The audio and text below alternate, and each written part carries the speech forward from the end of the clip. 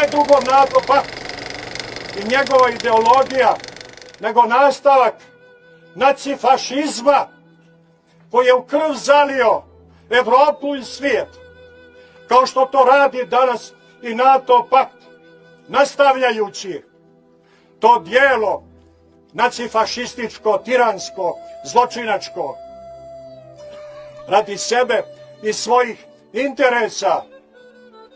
Jeste crkva Svetosavska, Hristova Božja crkva, protiv takvog duha, zato i postoji na ovoj zemlji.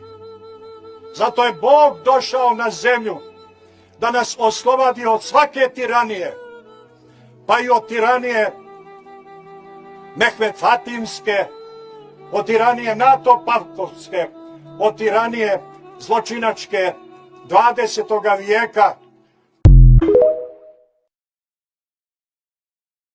Mislite da je u tom slučaju bolja nametnuta nezavisnost nego podela Kosova? Da, to sam, upravo tim rečima sam se izrazio negde letos kada je bila pokrenuto pitanje o mogućnosti podele Kosova.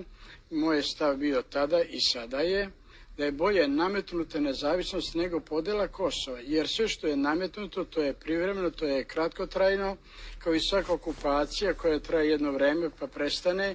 Nijedna okupacija nije trajala večno i nije trajno rešenje. Prema tome, a ono čega se odreknemo, dakle dela Kosova, u ovom slučaju sigurno ogromnog dela Kosova bi se trebalo odreći, to bi onda bilo u vijeki vijekova. Ali u kojim onda vi to vremenskim kategorijama razmišljate i govorite kad kažete to bi bilo privremeno? Šta je privremeno? Privremeno je i 500 godina. Ne, i to je privremeno. 500 godina. Naravno stvar, mi se nikada nismo odrekli Kosova. Nikada su ga Turci okupirali, ne bi ga se ni sada, nikada su ga Nemci okupirali, Italijani okupirali, ne znam ko si ne okupirao, Velika Albanija je bila stvorena 41. do 44. godine. Sve to je bilo privremeno i prolazno. Tako je ovo sadašnje rešenje. Ali zar ne mislite da ljude koji žive u današnjoj Srbiji, koji žele da budu deo Evrope, deo sveta u tom smislu, kad vi kažete ni 500 godina nije mnogo... Nisam rekao nije mnogo. Ne da nije mnogo, nego... Ja se izvinjam, ja sam pogrešila. Privremeni termin, to je. Razgovaramo u kategorijama večnosti. Lako je vama. Preosjećani Vladiko u kategorijama večnosti kažu, ali pitanje je hoće li to razumeti građani Srbije? Ko razume, razume. Ko ne razume, doživeće.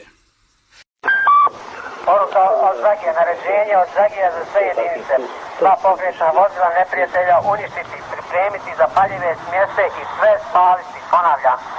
Sva pokretna vozila od neprijatelja uništiti, pripremiti zapaljive smjese i spaliti sve. Komanda od Zagija. Najbliža jedinica Dobrovoljačkoj, blokirati ulicu. Zagi ovdje. I posrednik puštaj me Zagi na vezi, javite. Direktno Zagi, pušteni repetitor.